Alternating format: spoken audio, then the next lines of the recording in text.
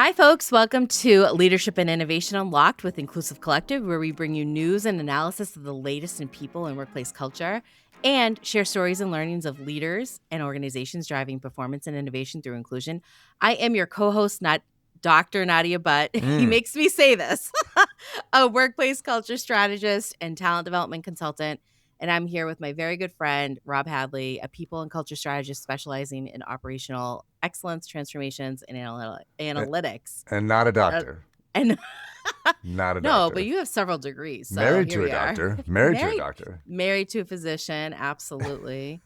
Absolutely. How are you, Rob? Happy New Year. Yeah, Happy New Year as well. It's the greatest. We're embarking on the greatest year ever, Nadia. Are we? This is really gonna be. Yeah, this is a big one. Oh, this is a big one. It's a really big one for me, actually. Yes.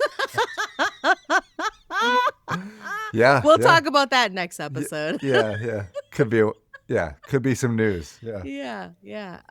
You had a good holiday time with friends and family. Yeah. No, I think we decided that we were going to do video for this show this season, right? Yeah. And this is one episode where I really regret that because after the holidays, I'm extremely exhausted and giant bags under my eyes, and there was no time for rest and relaxation. I'm sorry, these people are fooling us all. I really don't enjoy the end of the year for the most part. So, but did get away, did get to relax a little bit, and so how about you? Same. I mean, definitely relax a little bit. At some point I forgot what day it was, so I think that's a good sign of relaxing. But also had some things to take care of, logistically, and so a lot of administrative stuff over here. But other than that, really a lot of logistics. So you relax by logistics. I relax by logistics, exactly. But I'm excited. It is 2026, a new year. Yeah. What do we have in store for So today, Nadia, it's funny you should ask, because today on Leadership and Innovation Unlocked, we're going to be looking into our crystal ball and giving you, not you, but we are going to be giving the listeners our predictions for the world of work in 2026. Do you ever do this exercise with clients, Nadia? Like I do either crystal ball or I do time machine, where I say, hey, we all have a time machine. We went a year into the future and we look back on all the things. So I think we'll do crystal ball today. Do you ever do these things with clients? I have not. I've had them reflect and do some feedback with each other. Yeah. But I've never done the crystal ball or the 8, the 8 ball. Never done that. Never done an 8 ball. Okay. Not with clients. But this will be really fun. I mean, we did this last year or 2024. Yeah. And I think people should know, right? We have never been inaccurate in any way with our predictions, right? Our success rate is 100%. Unfortunately. It's astonishing. We've been spot on. Yeah, we are so good at this. Yeah. So why don't you kick us off? What do you got for us this year? Yeah, so the first one that I have for you is that DE&I becomes either more integrated or more performative, depending, I think, on the leadership maturity of the organization. So I do think 2026 is going to be a year of divergence. So some organizations, I think, will either quietly continue to integrate inclusion in the way that they run the business. So things in leadership expectations or manager capability, maybe even in hiring processes, performance feedback, things like that, right? Maybe even in their interactions, they'll be more cognizant, in the meeting room or meeting norms even. And in these types of environments, I think DEI is less of a program and more of a management system or a management discipline. Sure. But I also then project in other organizations, I think DEI will continue to be this symbolic surface level type thing, where they'll have these statements, maybe they'll have events. I think for, it's optics without meaningful change. Yep. In any of the process or the power or the decision making. So I think that there will be this gap between performative signals and what actual employees' experiences are. I think those will become even more visible throughout the year. Yeah, I'll pause there and ask for what's your take I love it. on I that? think I saw that, and I was thinking about, yeah, if you've stuck with it, you should be pretty mature at this point, right? If you've been doing this for a long period of time. Sure. And, I think that the interesting thing, it's always was supposed to be integrated. It was never not supposed to be integrated, right? So Totally. organizations change for a reason, and Mhm. you have to explain to your employees the reason why you're changing. Yep. And it better be related to whatever you do in the business on a day-to-day basis, right? Mhm. So that was true of DEI in 2021. It's true of AI in 2026. It'll be true of whatever the next change is. Yeah. And I don't think that, and we're going to talk a lot about AI, but I don't think that leaders can afford to be performative right now. Yeah. Um, we have this huge change coming, right? So entire professions, companies, industries are going to be completely washed away. So to navigate that, you're going to need a hell of a lot of trust. And if you're performing about DEI, if your team see you as cynical, or untrustworthy, then I don't think you're going to have the credibility to navigate the changes that are coming. So I see the Yeah. two things as being like super related.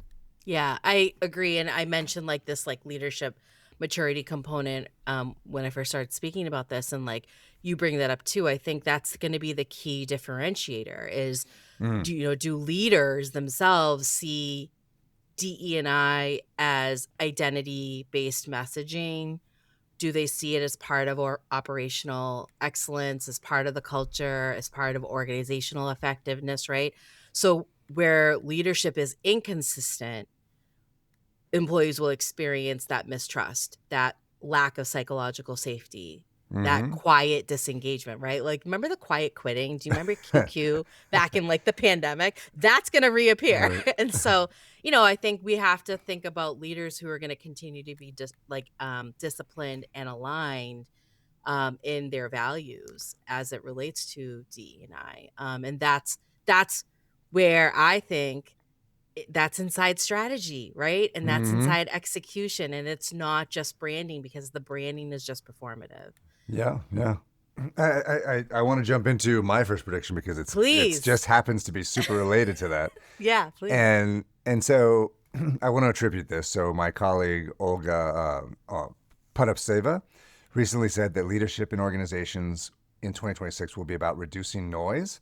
And so that goes along with what you're saying about like it's very holistically related, right? So employees and leaders, they're overloaded with change. That's not going to slow down at all Mhm. in this Yeah, coming year. And totally. so to lead, you're going to have to provide clarity, alignment. You're going to have to make things easy. You're going to make sure that everything makes sense if you want to get the most out of your team, right? And so this Yeah. applies obviously with AI. I think Mhm. organizations that are most successful in 2026 and get the most out of AI, they're not going to be the ones that turn on Microsoft Copilot and say get after it to their employees, right? Like Right. they're going to give clear direction. They're going to be very well aligned. They're going to tell their employees, they'll be laser focused on things like training and Mhm. on the technology, but also on the thinking of how to use those tools effectively. So, Yeah. they can provide templates. They'll have to give Mm. clear guidance on governance. There can be almost nothing left to chance, really, if they're Yeah. going to be effective. And so that's really having a deep understanding of what the overall strategy is and how AI fits into that strategy, or in your case, like we talked about, if it's DEI, that's something. And so Yeah. leaders will have to be incredibly focused and make things super easy and non noisy for their employees. I love that, like, reducing that noise, right? It's like, I agree with you. The leaders that are intentional, they are, I'm gonna use that word disciplined again, Yeah. strategic. I think the ones that can filter out that noise, like, and avoid the reactive decision making, right? I think Michelle Kawamoto Perry talked about this on our episode in December, that being able to like really focus on what truly matters for people and the business is what's going to be, I think, like another key differentiator. And AI is sort of that noise. And it's like, how do we react to it, right?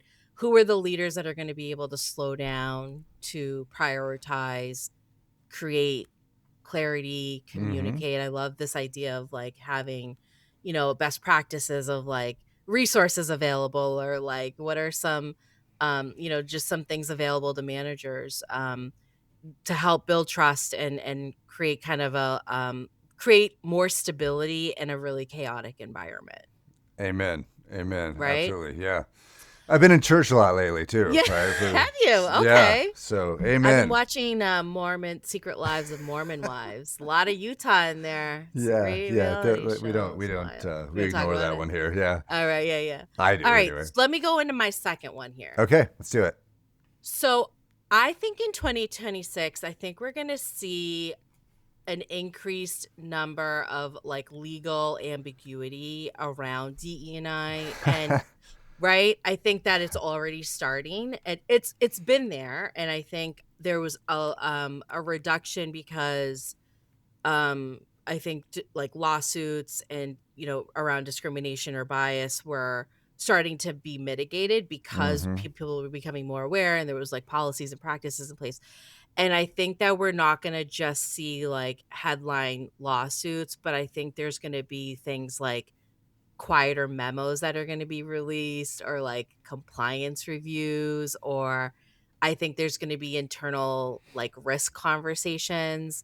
And I am curious if organizations will respond by reframing the DE&I language into terms like workplace fairness or Mm. risk mitigation, right? I already hear that. Yeah, um I've heard like talent optimization, which again, like I'm not opposed to, right? yeah, yeah. Culture, performance, I'm not opposed to these things, but I do think the deeper issue is these leaders and managers who may not understand the difference between like what is actually unlawful, Mm-hmm. what carries a legal risk, and what's, you know, I think the major one is like what is simply politically or culturally uncomfortable, because we're in this landscape where people are not able to like tell the difference, and then lawsuits are going to erupt.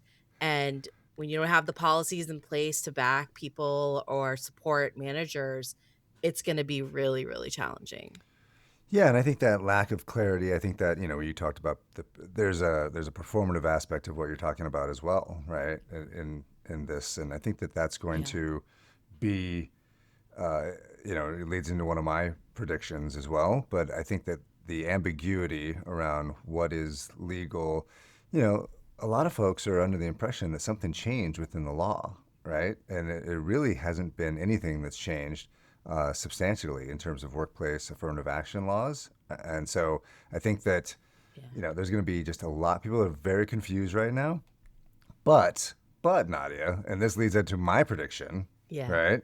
Yeah. And so what I think is that this is going to sow the seeds of a DEI resurgence in 2020 at the end of Ah, okay. You're the end of hopeful, huh? 2026. Right. And so like one of the things that you're talking about is you Mm. saw that the head of the National Labor Relations Board made a video Hmm. reaching out to white men that had been Hmm. discriminated, saying, "Hey, we'd love to hear your complaints about reverse discrimination." Hmm. And there was an article in Reuters recently that said, "Hey, that's great, but lawyers are telling us that it's going to be hard to find these cases. It's going to be hard to prove those cases Yeah. because nothing in the law changed, Yeah. right? And so you Right. can report them. Nothing with regard to affirmative action in private companies changed. Everything that's been done, everything that we see in the news, has all been done through executive orders, right? So." Hmm. The affirmative action in college admissions changed.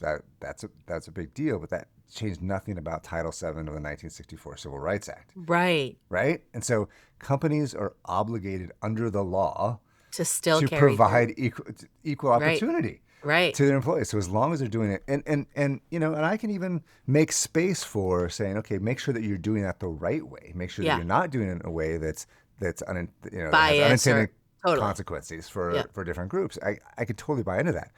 But as long as you're doing it legally, companies are going to be fine. And so that's going to make it really cloudy for people that are hearing something from people that aren't educated about what the law actually Yeah. says and what the actions that their companies are taking. And you're going to see a lot of conflict. But Yeah. people are going to, as the administration gets weaker, Yeah. right, over the course of this year, people are going to start to push Is that back. And what you're you're already predicting, that the starting to, administration's gonna get weaker? yeah, 100%. I mean, if you think Yeah. about it, like we all live through it, and it's a Yeah. nightmare. But they're historically unpopular, right? And so people Mhm. people may not have signed up for, are seeing a lot of things they didn't necessarily sign up for. Yeah. And so I think that this is going to be one of the things that people did not sign up for. Like a lot of white men filing discrimination suits, right? Like, so the Right. federal government only protecting white men. Hmm. That's not what people signed up for.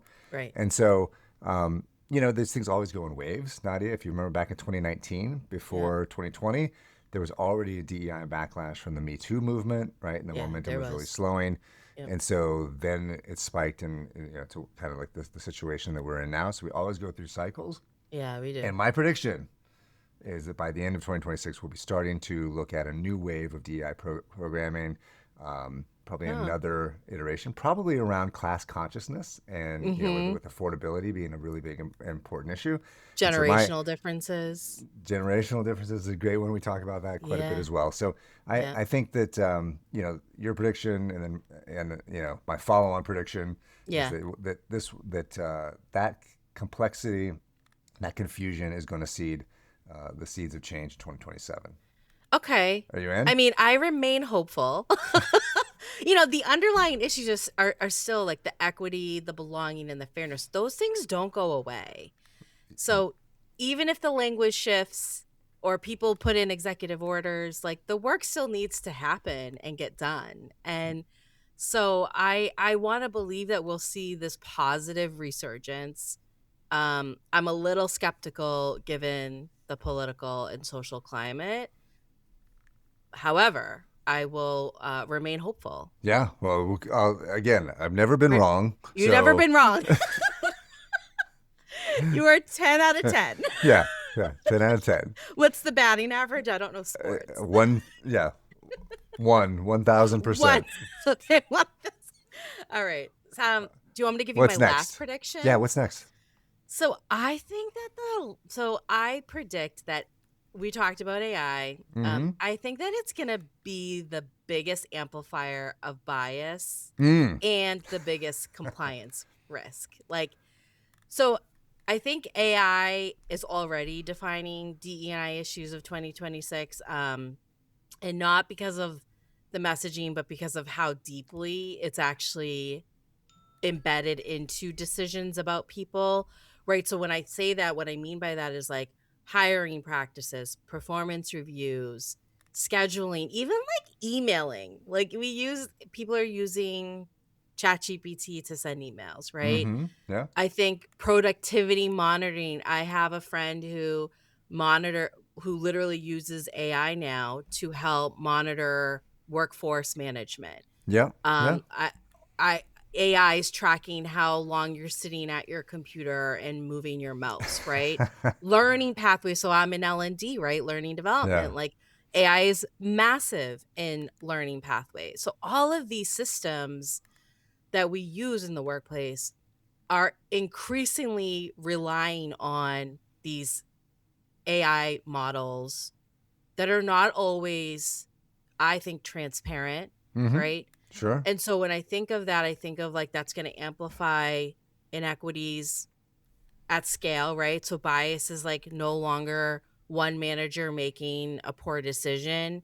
It now becomes like fast. It could become invisible if it's left like unchecked. Mm-hmm. And then I think that it also exposes inequities. So think of things like, when tools quantify a behavior or a workflow or patterns, those things like who gets stretch work, or who is interrupted, or who is overburdened, Mm-hmm. those will basically become visible in new ways. So it's Right. not necessarily a bad thing, but it hopefully will expose inequities if it's done in a fair way. Yeah, yeah. You hit exactly what I was thinking as you went into that, was because I was working on something recently and I actually asked what are the language models. I said, hey, give me all the ways in which AI and generative AI will either exacerbate equity or Yeah. inequity, Mhm. or ways that it can be used to mitigate Sure. inequity. What Right? to come And back it gave with. me 45 different Oh my reasons gosh. that would cause more inequity. And Mhm. then on the flip side, it gave me another 45 or so things that it could do to help reduce inequity. Sure. And so that's why, really having people that can actually use the tools effectively and Yeah. understand how to make them work for good versus some of the things that on left to their own devices, some of Mhm. the consequences that we'll face. Yeah. Thinking is more important than ever. Human thinking is more important than ever to be able to use these things in the right way. Yeah. If you can harness the power of these tools, then you could substantially tip the scales toward equity if Sure. you're using it the right way. And I think that that's what just the danger. And I like to remind people, humans and human thinking is more important than ever in an Yeah. AI world. And I think that that's where I see some hope, but yeah, definitely have to pay attention to the risks. I and you bring up something that I just wanna, like, mention. The users are so critical in this piece, right? So, like, if you're in the workplace and you're using I think having, like, employee re it's not just, like, this one user who's using AI to, like maybe you're a manager and you're like, "Help me provide feedback to my employee because they are having performance issues," and you get all these, like, things that come up on suggestions. What I worry about is, like, if you don't have people like employee relations, legal counsel, technologists, HR, DEI people working together instead of in silos, because I fear when something that comes up that's like, "Oh, here's an action you can take." How do you know that that AI that algorithm is doesn't have a biased decision or biased suggestion, right? So Sure. my question is like, how do we audit these algorithms over time? And I think you need to have a group of people from different departments to really be able to, kind of understand AI and ethics and inclusion literacy Yeah, yeah. No, I think there's a and huge governance. opportunity in governance and helping organizations understand the importance of governance. And so, yeah, I couldn't Yeah. agree more. I think that's it's going to be all that we talk about for the rest of the year. Wild. It's gonna be we said that last year too, but all right, Yeah, here we we said it are, for like and we 3 years. did. Yeah. Yeah. The so my final prediction, Nadia, Yes, the yes, bring it final one, on. So and I've been excited. it's another re-upping of a 2024 prediction, which didn't happen. I said that Kamala Harris should make it a 2024 election issue. But care is Yeah. something that I keep beating the drum on. Care and I can't believe it's something that has not been addressed or in a meaningful way. Mhm, But I think in 2026 that we're starting to see here at the end of this year that states and companies are starting to work together to make child and elder care more affordable. I think it will be a 2026 midterm election issue. yeah. I think that we've seen, we did a story, I think, on our very first episode back, maybe the second episode back, about private and public partnership in the state of Iowa. Yep. We've seen New Mexico launch universal childcare, Oh, wow. and Connecticut passed an income cap that no one can spend more than 7% of their income on Wow. childcare. Yeah. States like New York, Wisconsin, and Michigan approved other measures designed to help people. And so the things that are too expensive, right? The things that Mhm, make a difference: mhm, housing, healthcare, education, and then this care piece. Care is the one thing that has not become politicized. And mhm. so I think it's something that companies and states can effectively work together. It's a place and it's probably the smallest of those pieces, to be honest, that they can actually make a difference with, some very nonpartisan policy tweaks and initiatives. So I think that that's something that where people will start to get serious about solving some of these issues. Yeah, I mean, and it is a nonpartisan issue, but for some reason, one side sees it as such a nonpartisan issue and sees it as like, you know, communism or something. Socialism, not communism, socialism. I think this would be one of the most like meaningful investments organizations can make for their people, right? Like I do hope that this one comes true because I think the caregiving realities, and we've talked about this extensively, the caregiving realities people are facing right now, they're super unsustainable. I think of people like working parents and women and immigrants, even like multi-generational households. Like, I Mm. think you're right. If states and employers like start working together on childcare, elder care solutions, I think that could be really transformative for participation in the workforce. Like, I think it'll do a number on well-being and, of course, on equity. So, Right. I'm crossing my fingers for this one. Again, you know, never missed on this one. Actually, Yeah. I just admitted that I missed the last time I I was did like, wait, that. you did, but it's okay because we didn't have any control over that with people's voting decisions here. But I will say that this was such a hearty discussion, Rob. I'm surprised we didn't discuss something like return to office, but maybe we'll talk about that later on. I don't think it's a high prediction, but we're gonna take a break here, and we'll be right back with some more predictions. Welcome back to Leadership and Innovation Unlocked with Inclusive Collective. Nadia and I just finished telling you exactly what will happen in the new year in 2026. Now, Nadia, are you ready? I've got a few more predictions for you as we, not workplace related. If you're okay with that, can I give I'm them to all you? for it. Is this fun? Well, baby. All right. So So here's my prediction. You tell me if I'm right. So number one battle after another will win Best Picture. 100%. Yeah, I literally 100%. I haven't seen it, but there's like 0% It's chance. so good. It's You such actually a told good, me. the best movie of the year. You For actually sure. told me when you saw it. You said, "Stop what you're doing and just go see it." And it's on HBO Max. It's Go on watch HBO it. Max. You It know is how so hard it good. is for me to get to clear 2 hours where I know. and I know. It's and not even. my It's a 3-hour movie. my household movie watching is limited to things that are really cheery and sunshiny. So like Um, it can't. We have to. it's There just. And cannot there's be. moments in it that's funny. It's 3 hours long, so you have to carve out another hour. But it's an excellent movie. So yes, best movie of the year for All sure. right, all right. Two sports predictions. One, see if you have any thoughts on either of these. The Houston Texans will win the Super Bowl, and England will win the World Cup. Who's playing in the Super Bowl? We don't know yet. That's Oh, why it's a prediction. I mean, I feel like That's I'd have to be like, no. Are the Patriots in the running? yeah, they're in the running. Oh, Yes. okay. Well, You I'm gonna think, have to say you think the Patriots just Patriots are because going to win they're the Super very Bowl? low. Who do you got winning the World Cup? I don't know about England. I feel like wasn't Portugal good at one point?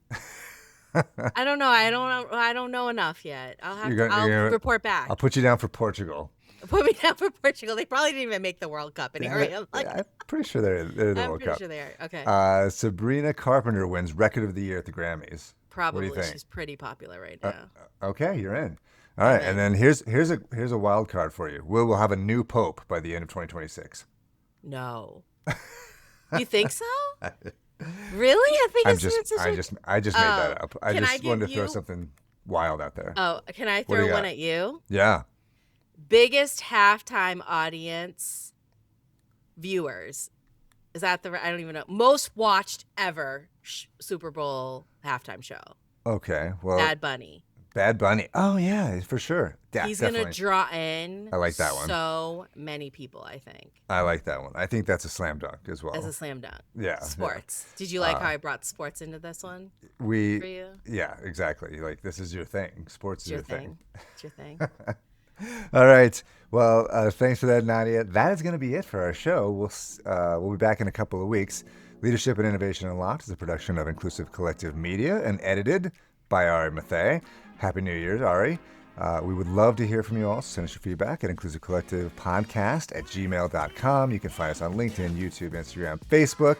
If you like what you heard, be sure to subscribe or follow, whatever you have to do. Rate us wherever you get your podcast, and then make sure to share us with your friends if you like what you hear. Thanks again to the doctor, Nadia Butt. We will see you all again in a couple weeks on January 20th. Thanks, Nadia. Be well. Happy New Year.